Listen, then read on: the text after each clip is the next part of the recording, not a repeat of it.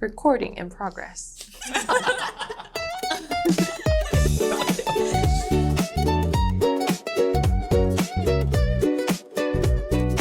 WBZD. Hey guys, welcome back to WBZD. I'm Ashlyn. I'm Ronnie.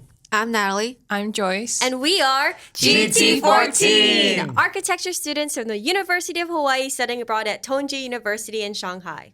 In our previous episode, we talked about our internship experiences last summer in Honolulu and New York. Today, we're going back to China, specifically Shanghai. If you've never been, Shanghai is massive. It's a city often described as where old meets new and east meets west. But after living and studying here, we wanted to ask, what does that phrase actually mean? We'll talk about what shocked us in Shanghai, like the insane building scales, the nighttime lights, and large transportation infrastructure. We'll also get into the case studies that we researched about and got to visit in person. But more than that, we want to answer some bigger questions.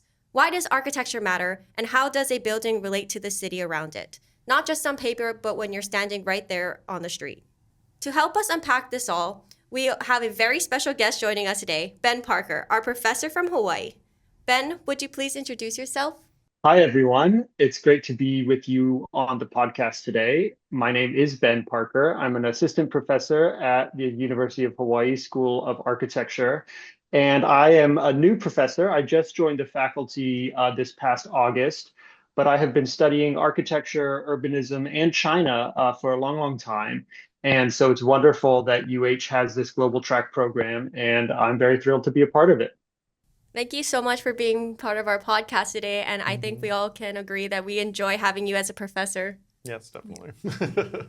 Enjoy having you all as students as well. It's been a lot of fun. We can start off with asking the big question, what is architecture? And we kind of had this conversation in class one day, talking about like how we got into architecture and what we saw as architecture before we got into architecture school, and then how we see it now. Does anyone want to start off? I have always wanted to be an architect ever since I was a little kid. I think my parents taking me around to like under construction houses around our house in Utah. It was kind of like a building boom when we were living there when I was really little. And so we'd go tour around all the stick frame houses and just kind of imagining what it was like. And I was always sketching like buildings and floor plans and stuff ever since like as long as I can remember.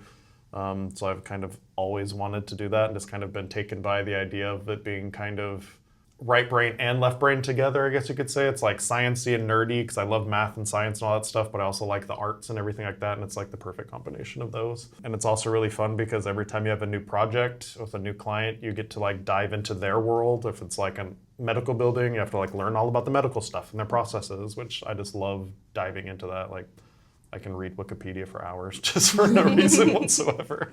So it's kind of the best of all that. Yeah, I agree. I like how architecture, you learn a little bit about everything. You don't really know a lot about everything. If that makes sense, it's like you learn a little bit about everything. But I wanted to study architecture because I initially liked graphic design, but I really wanted to incorporate math into it. So I was looking, when I was applying for colleges, I was looking up majors that kind of incorporates graphic design and math, and I thought architecture was the closest thing, so that's why I chose to study architecture.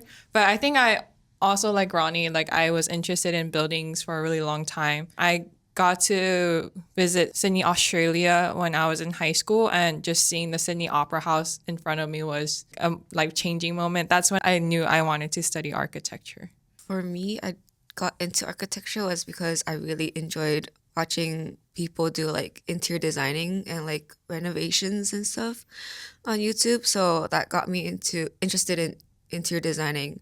But because Hawaii doesn't have interior designing as a major, so the closest one was architecture. And what also got me into architecture was every 5 years I would go to Macau, and there was a lot of buildings and architecture in Macau that were pretty interesting that I didn't get to see in the US.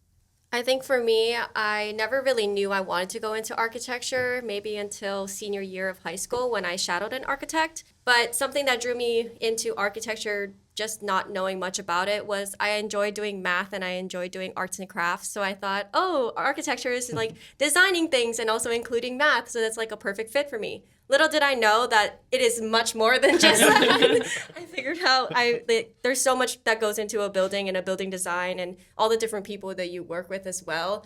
And I just wasn't aware of that until I got into school and was a little bit too in deep with going into architecture at that point to turn back. But I think we all learned to just fall in love with it in the end.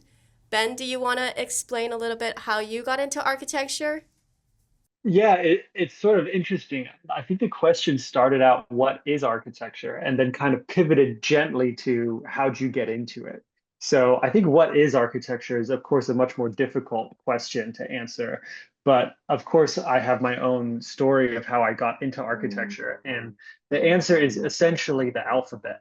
Um, I was applying very late to colleges. I had already mastered the architectural art of procrastination.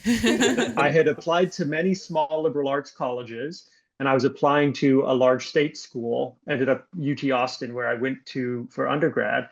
And it was the first time I had had to choose the major I was applying for in that moment and not just apply to the school. And I hadn't thought at all about what major I was going to do. And I was running out of time. I think I had about 30 minutes left before the deadline at midnight. It was about 11:35. And architecture was way towards the top of the list. It started with an A. And I didn't really know what architecture was, but it seemed reasonable. It wasn't something that I definitely didn't want to do. And so I gave it a shot. That ended up working out very, very well. I first fell in love, I think, with the craft of architecture by visiting the school and seeing everyone with their own desk, with their models that they were physically making, their cutting boards, their colored pencils. I spent a lot of time in high school making things in my garage and just kind of tinkering around. And so the idea that there was a major in a university that was still kind of pursuing academic interests as well as the ability to make things was very, very appealing to me.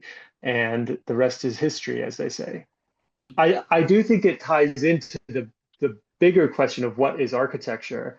And because I think I had an inkling of this at the time, although I may not have been able to articulate it, everyone has their own definitions of what architecture is.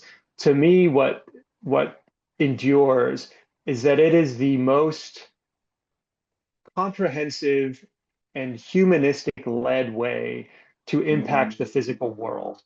So I liked architecture because it was physical. It was real stuff. It wasn't just words. It wasn't abstract from the beginning. And architects have a lot of impact on the physical world. Architects in the professions will talk about how little influence they actually have because there's a lot of other things that impact the physical world, right? If you're a real estate developer or a banker making investments, or if you're an engineer, or of course the contractors building the things, all of those people impact the physical world. But architecture is really, I guess, human centric or humanistic in that we are not asking about what's going to make the most highest return on the investment necessarily. We're not necessarily optimizing a mechanical system or a structural system. We're really responsible for thinking about how the places we make can be best for human lives. Do we always succeed in that challenge? No, there's a lot of bad architecture out there. But I think that the discipline still maintains that as its core mission, and that really inspires me every day and keeps me going in this field. I do also like the idea kind of Ben was talking about that. I feel like when a lot of people like ask what you do as an architect, like, oh, you draw blueprints and like that's all you see on TV. Like TV architects are always like drawing something or like drawing an elevation or something like that. But I feel like one of the big draws to me was like being able to work with people and understand people and try and make the environment better for them. It's not just, oh, I'm building this building. It's like trying to improve people's quality of life and things like that, which I think is really cool. Have a direct impact on that. I can add to that. I feel like a lot of people who don't know about architecture, like they don't know how much architecture impacts them. Like they're living around people who design the buildings that they are walking through, they're experiencing, that they're living in, they're working in. Yeah, architecture is everywhere and more people should know about it. At least they should kind of appreciate it because without architects, the world is boring.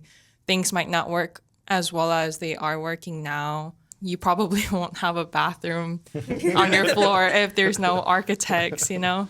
But yeah.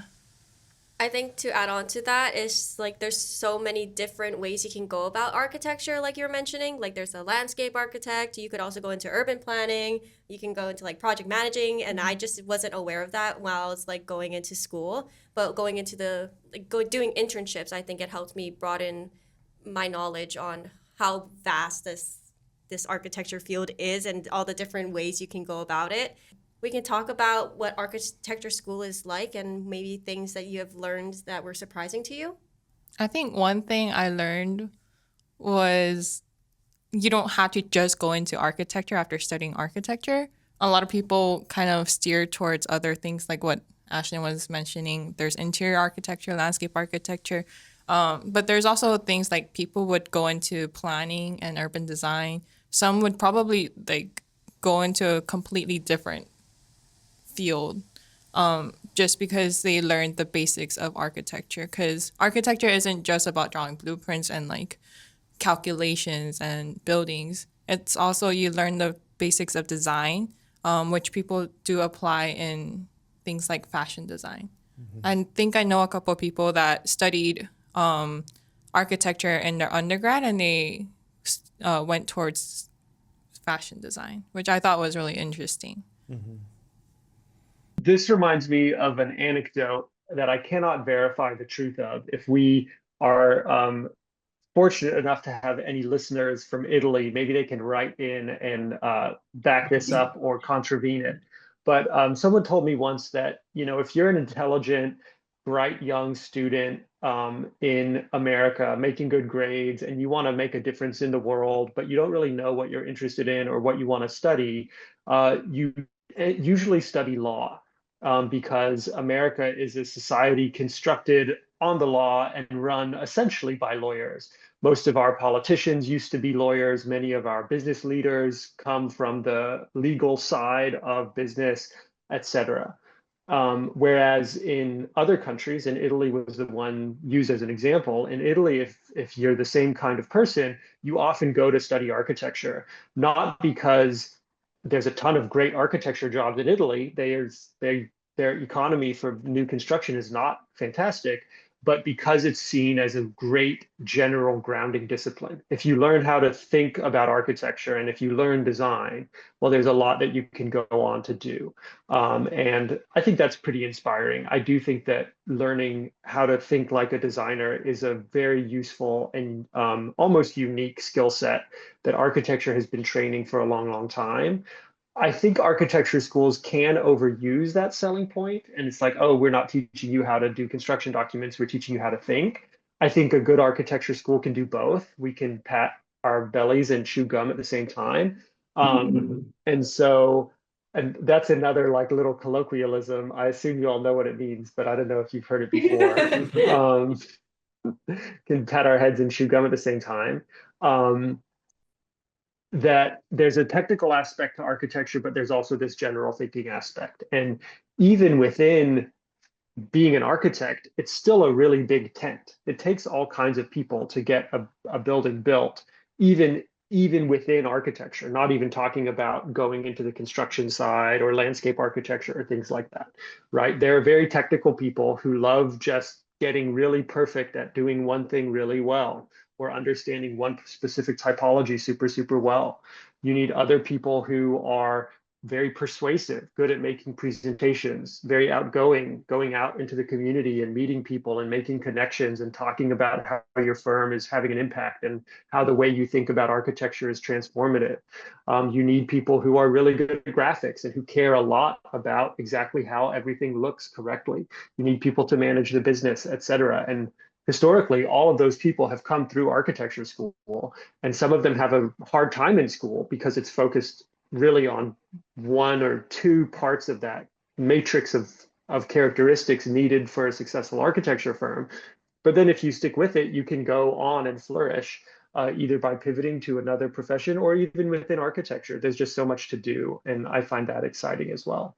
I find that all so true because I was just thinking about all the different classes that we take at architecture schools. And I think it subconsciously helps us prepare for going into the field because we are kind of juggling all different types of like classes, such as structural classes, mechanical classes, and on top of studio. And we are working with sometimes in group settings. So we're working with different people, trying to manage how to do things in a group, and also just manage also the difference between all the different classes. We're all kind of just juggling so many different things while problem solving, trying to figure things out. So I think those are just good skills to have. Definitely. I think there's a lot to be said of kind of the architect in general being very, not mitigating, but kind of like a leader who has to take into account all the different constituent people that have a stake in a project. And you have to be able to understand where they're coming from, and you have to be able to understand their needs and the best way to compile all that together in a budget, on time, and different things like that. At my previous school, I can't remember if it was part of like the AIA student handbook thing that we're studying or another story that we read in class, but there was a story of a guy somewhere in the Northeast that was an architect, and he decided to run for political office, and he talked about how there is such a huge correlation between like being a good leader and being able to work for your constituency and the people you're supposed to be serving with the architecture background that he had. And I thought that was really interesting. Mm-hmm. And I also like that Ben brought up kind of the Italian mindset, because I've always kind of been inspired by Renaissance people, like Renaissance man or whatever, back in the Renaissance time, where you were an artist, you were a sculptor, you were an architect, you're all these different things. And I really like that just broad spectrum of being able to like dive into whatever you'd like. Mm-hmm. And so I feel like kind of what Ashlyn was talking about, like architecture school does kind of teach you to be a thinker and to be someone who's interested in things, because you do have a lot of classes, but at the same time, you're also just expected to know things. It's like to be like, oh, you need to be great at graphic design and telling stories and all this stuff. And like, we don't have specific classes on that. So you just kind of have to learn to like teach yourself through trial and error, which I think is a really good skill set to have as well. And like really prepares you for the rest of your life. Whether you do go into architecture or not, it's just a really good skill set, I feel like. Yeah, it certainly mimics life maybe more than other disciplines because there's simply too much to be taught. You have to pick it up like a different software. You have to learn how to learn softwares more than you have to learn one specific software. So there's not a lot of emphasis on like, okay, this is a 6-month Revit boot camp. It's you need to use this tool and here's some resources and go for it, which is much more similar to how you will continue to pick up skills later on in your life. So in a way, it does prepare you well, even if it leaves you feeling underprepared. To go back to like what architecture is like, I think one thing I find really interesting is the studio culture. We have a studio culture where you stay with a cohort and you're struggling with them. You basically are like struggling with them. You guys have the same struggles, but you guys also accomplish and solve the problems together, which I really appreciate. This is actually a great example of what you were talking about earlier, Joyce, where architecture has a bigger impact on your life than you realize, than most people realize. Architecture students have small class sizes in small classrooms where not all the desks are facing the teacher, but you're usually facing each other, right? You're in like little clumps of desks and you're all working on projects together. And each student has dedicated desk space that they return to every day in the same room where they spend a lot of their time doing their project. So those spatial conditions, in addition to there's things that are not spatial about that, but a lot of it's spatial. Smaller rooms, smaller class sizes, dedicated desks facing each other and not the teacher in the front lead to, I think, more friendships than 300 people in an auditorium all looking at the professor. And then like going back to like the programs and how you have to learn on your own, I think having a studio culture really helps you because you're able to learn from each other. But I think it's so true that like a studio culture is really nice to have, because sometimes we don't have, like we get a site given to us and maybe we won't be able to visit it like we had last semester or last year when we were trying to do the Nampu Bridge competition and we were using that as a site. And I think it was kind of a struggle for all of us since we'd never been to China before and haven't seen the site in person to understand the scale of how big this site was. And it was like kind of a struggle for all of us to figure out how to find like photos of the place, understand the place a little bit better without actually having to be there. And I guess this is kind of a good segue to how impactful it was to be on the site in person versus seeing things online, and how like that was so different for us.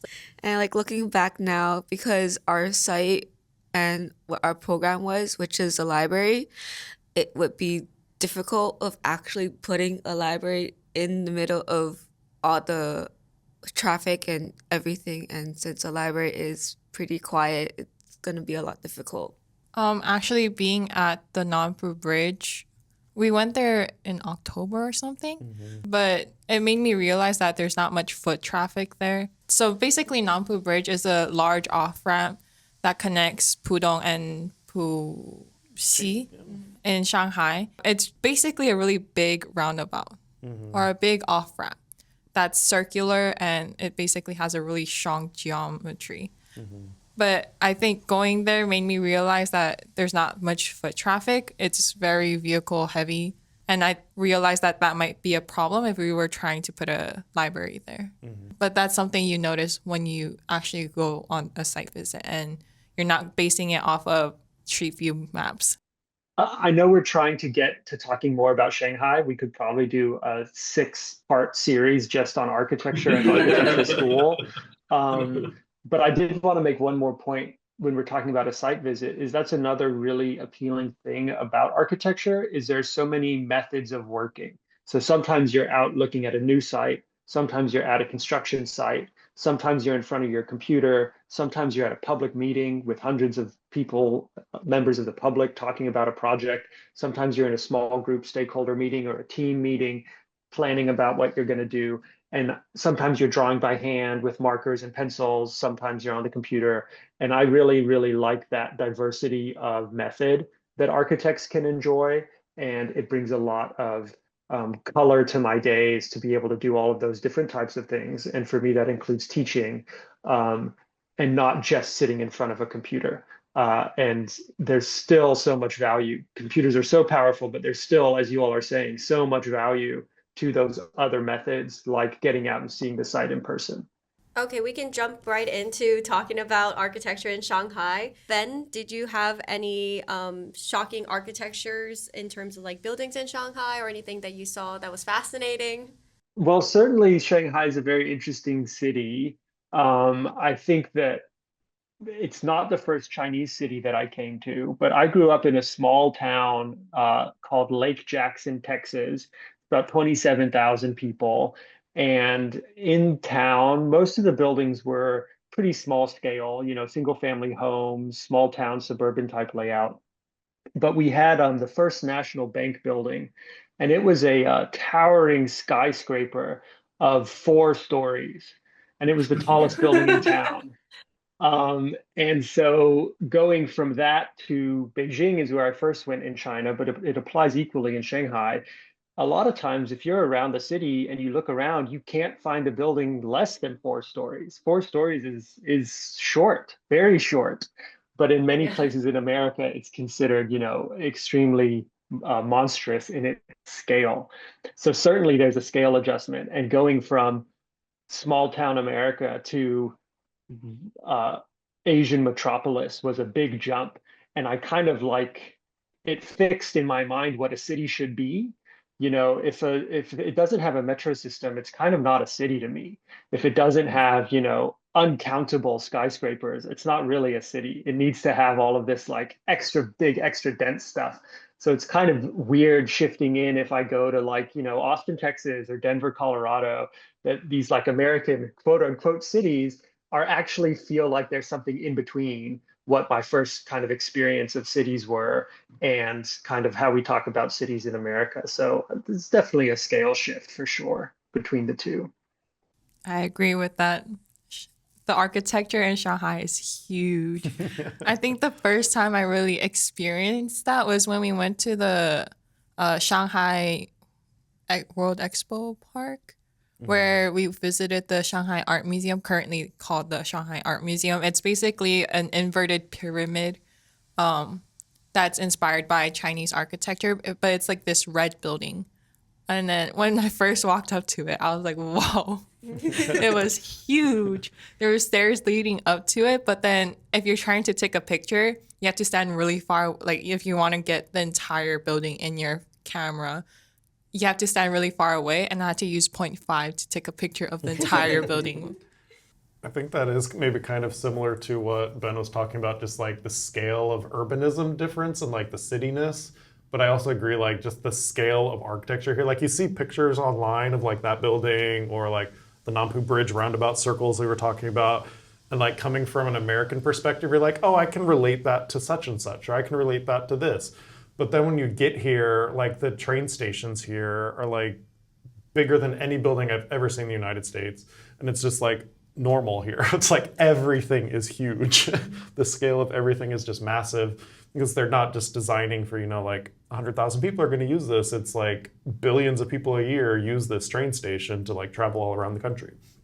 And I just saw an interesting video about the new train station that they just built in Chengdu, I think, or Chongqing, one or the other, in the kind of central China. It's considered like the center of the new network, and it's the biggest train station that's ever been built by like 3 times or something ridiculous. It's like insane. I think I saw that. I forgot what the people were comparing it to, but it was huge. Yeah. I forgot what it was. And like the new ones here in Shanghai as well, like because there's not enough room in the center, so they're building them out in like the suburban areas, and they're just like jaw-droppingly huge. It's crazy. I do wonder if it's because of the population. Like the Chinese population is much larger than any other city or any other country in the world. But maybe it's because of its population that it needs the infrastructure to kind of meet that demand. But it's a question that even the people building the infrastructure are constantly asking themselves, how much is too much, right? We know there's a need, and so we're building to try and meet the need, but there's always a danger of potentially overbuilding, right? And just because the last train station filled up doesn't necessarily mean that the next one we build is going to have the same amount of use. That was certainly the case in the housing story in China, where for decades there was no end in sight. It's just there was constant demand because people needed upgraded housing. The housing quality previously was so poor, and people were getting so much wealthier that they could afford to invest in new homes.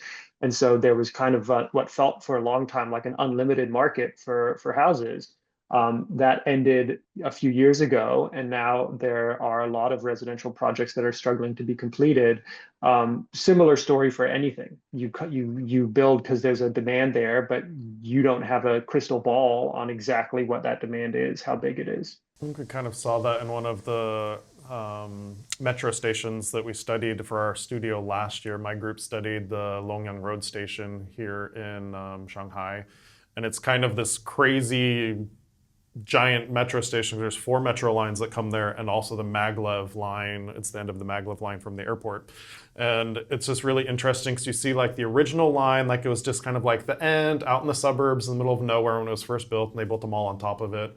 But then you can see, kind of like Ben's talking about, like the addition of the other lines, that the capacity kept getting bigger and bigger and bigger and bigger. And if you go to the original lines, they're just like one escalator going up and down, kind of like a normal metro. But then when they've added all these other things on, like not having that crystal ball to see what's happening, it's like so overcrowded there. Whereas the new metro line that they just added has like 7 escalators going up and down each way just to handle the capacity. And so it is kind of an interesting, I guess, like conundrum when you have a country of like over 1 billion people, like trying to understand and calculate like where people are going to go, what's the flow going to be like, what's there going to be like rush hour, different things like that. It is really an interesting thing that, I don't know, urban planning and architecture here is on a whole nother level that we just don't have the scale to really worry about that as much in the US, I feel like. I think that's another thing that's like interesting about Shanghai's architecture is that you can see so many types of architecture here.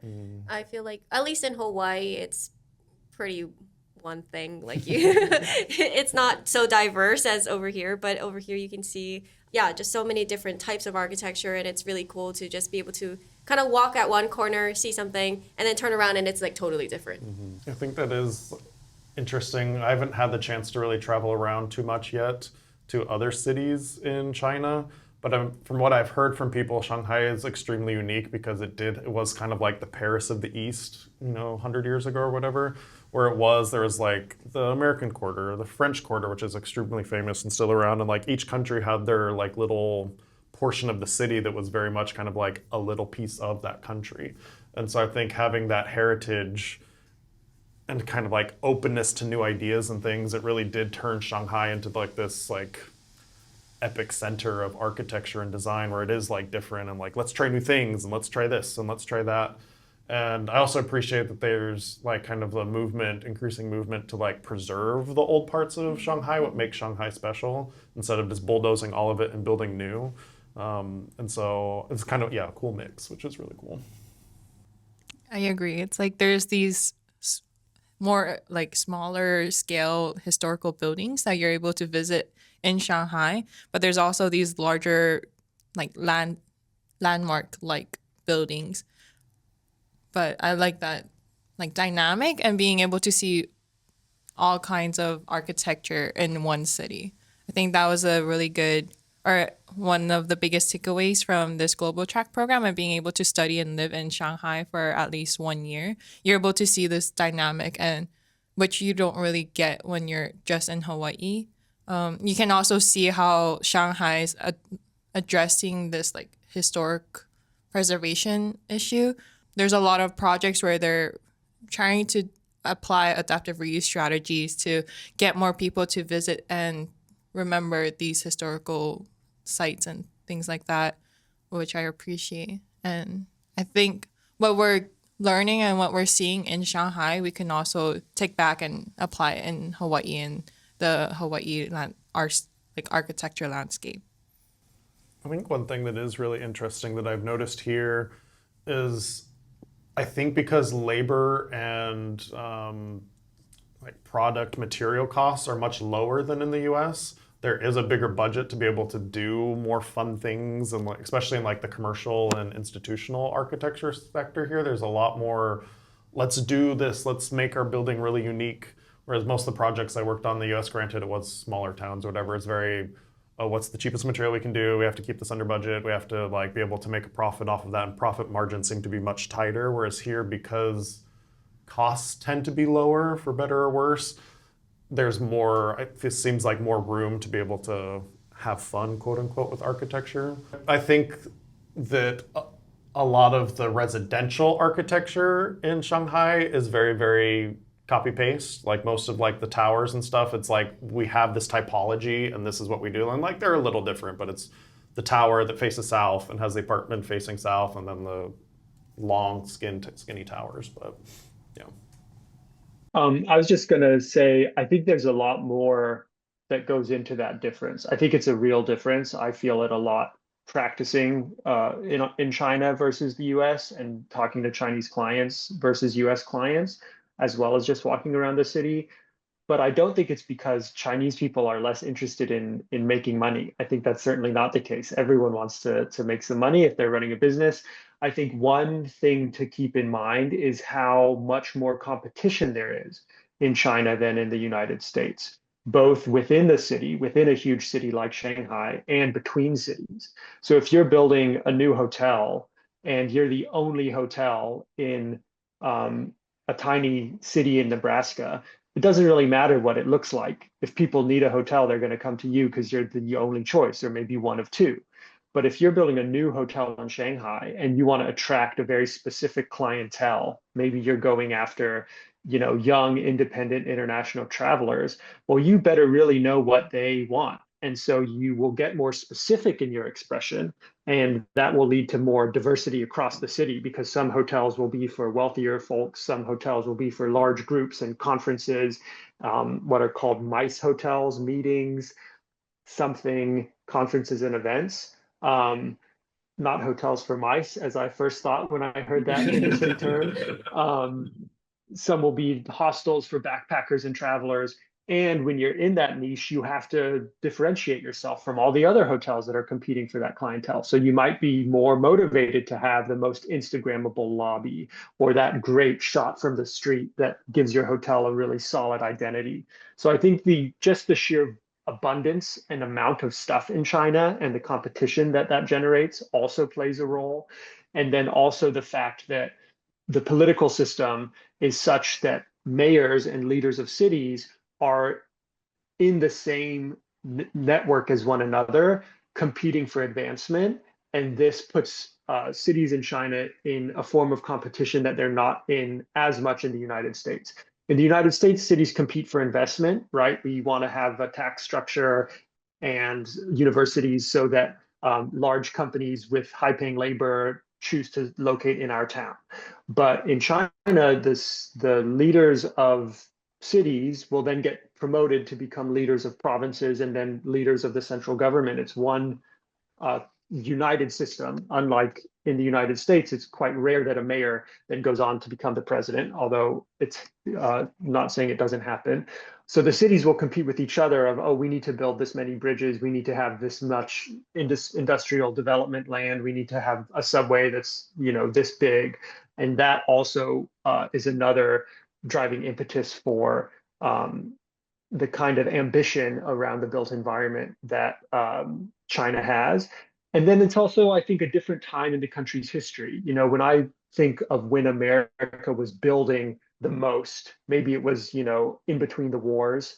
And after World War II also, there was a lot of ambition around what we were doing spatially.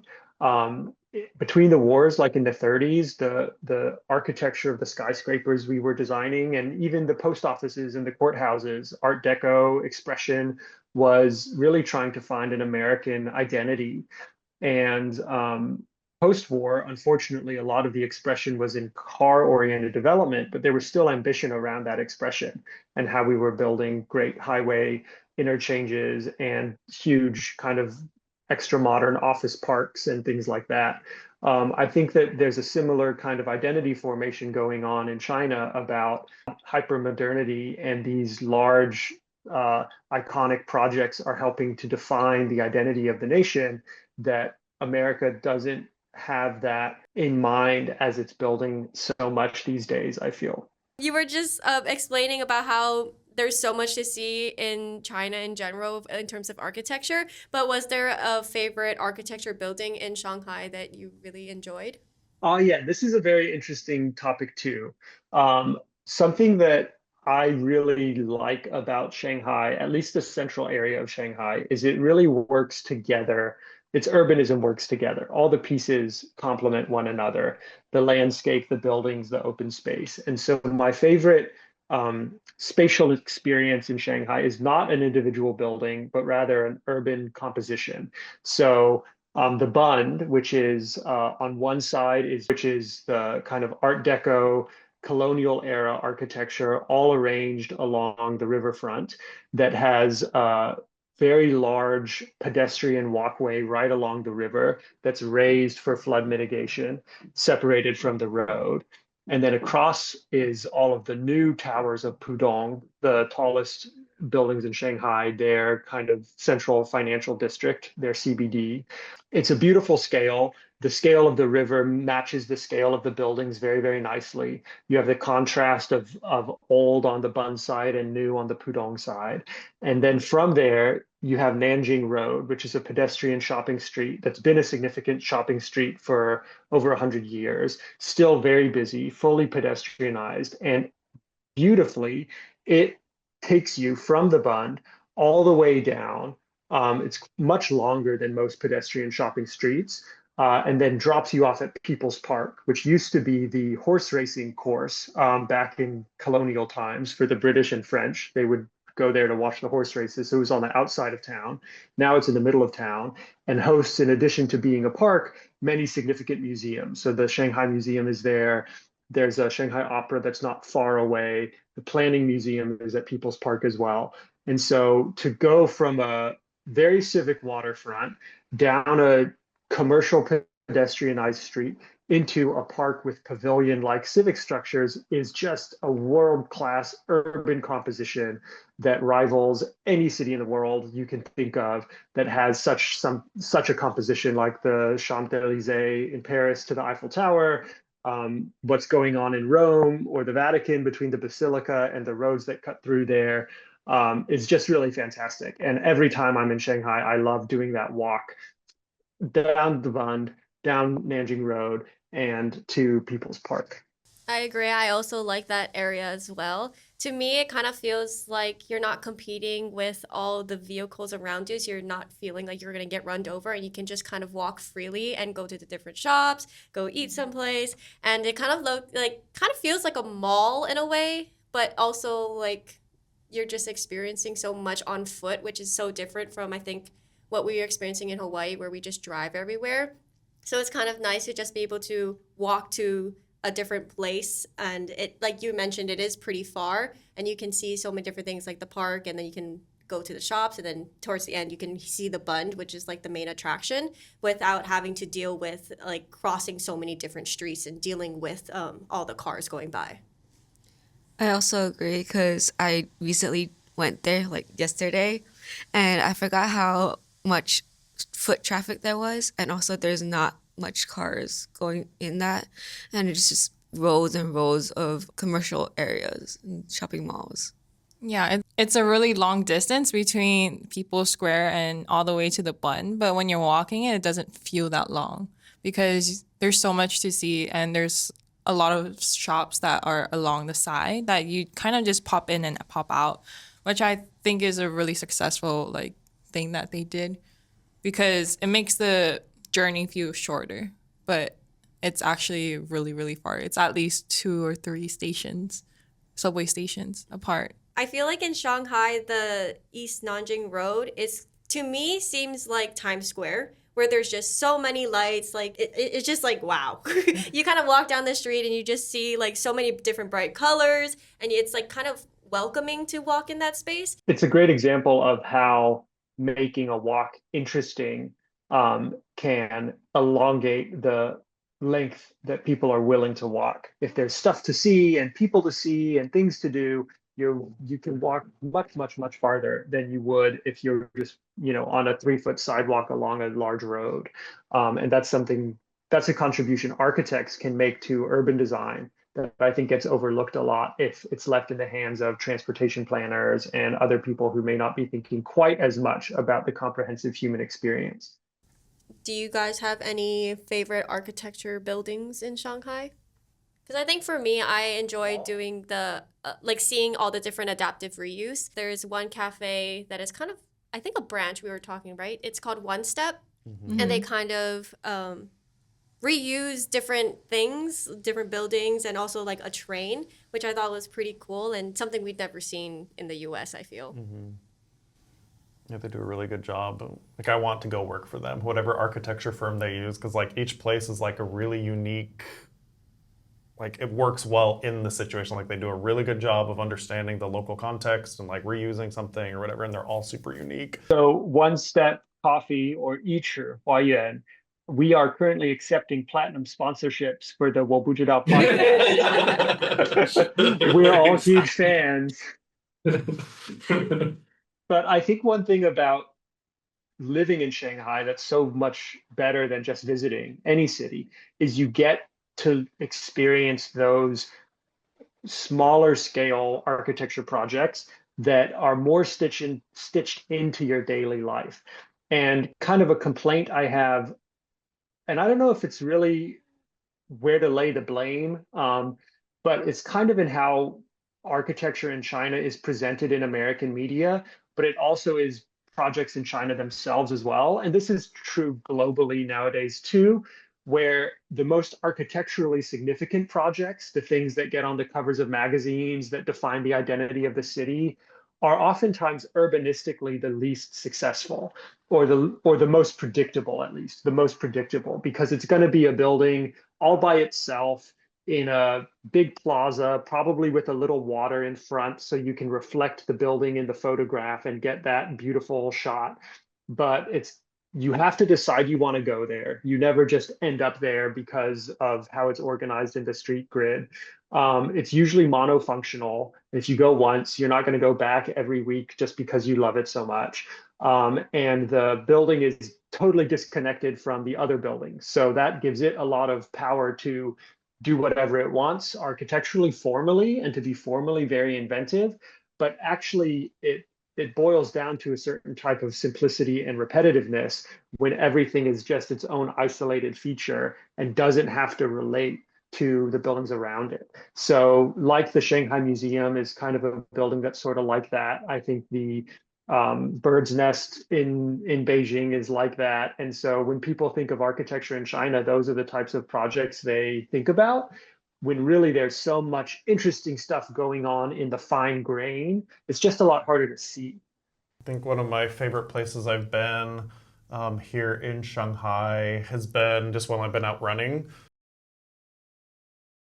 Up near, kind of near us in Baoshan district, right, where the old seaport and things used to be before. They've kind of been redeveloping it, but they're still on this back street. I found, from what I could translate with my Google Translate thing, it's some kind of like old historic district. It hasn't been kept up very well, but it's very old buildings. You could tell they tried to create like antique stores and like different things like that. And it was just really cool seeing that like heritage.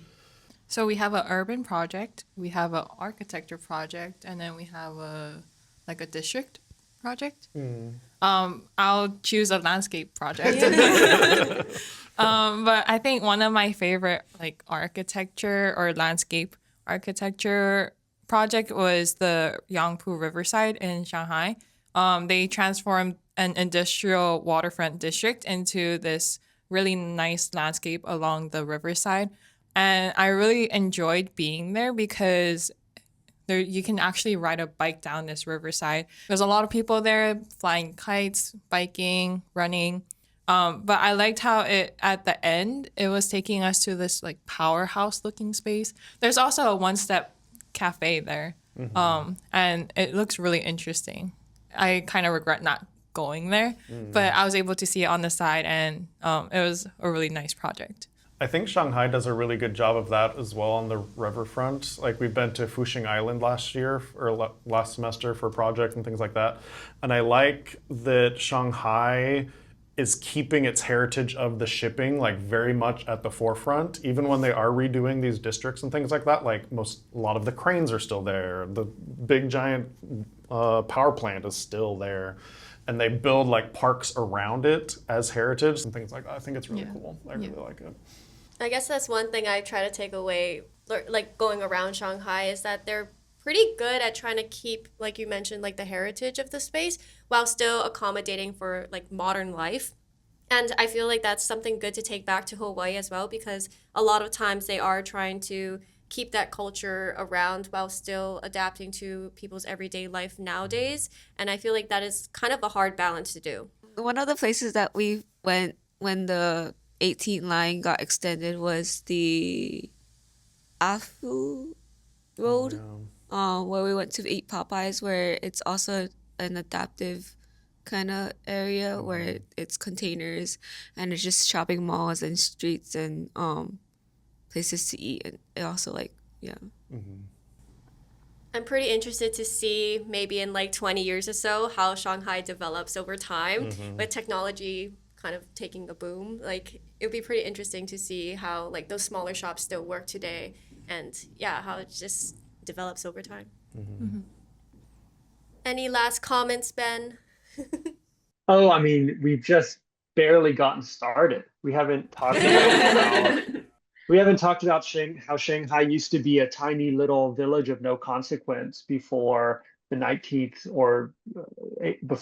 century, and how American and European colonialism really turned the world inside out. You know, the old important cities were mostly inland, and along the coast there were really just fishing villages and kind of minor towns. And so, but when European ships came and started trading, all of a sudden the significant market growth wasn't on the interior cities, it was right along the ocean. So just like in India, Delhi, in the middle of the continent, historically was important during the Mughal Empire. Mumbai and Kolkata, Bombay and Calcutta didn't really exist in much significance. They became the most important cities in the British Empire. Similarly, Hong Kong, Shanghai, Singapore, all of a sudden, these cities on the coast become dominant. And that's true, in the US too, with New York and San Francisco. And so how that period in time transformed the landscape of cities and how Shanghai benefited from it is something that continues to be very fascinating to me. But that's its own podcast, and then there's about 300 after that. So no further comments, Your Honor. Look forward to our new sub-podcast.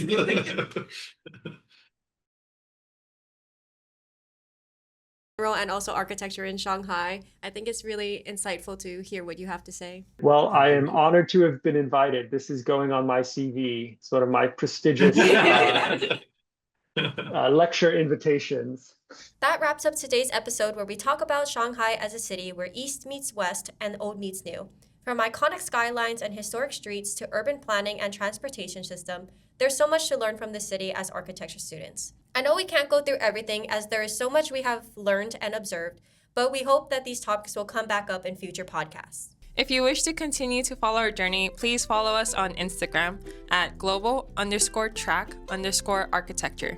And if you have any specific topics or questions, feel free to leave them down below in the comments or email us at globaltrackarchitecture@gmail.com. And thank you again for joining us today. We hope to see you again soon. Shoots!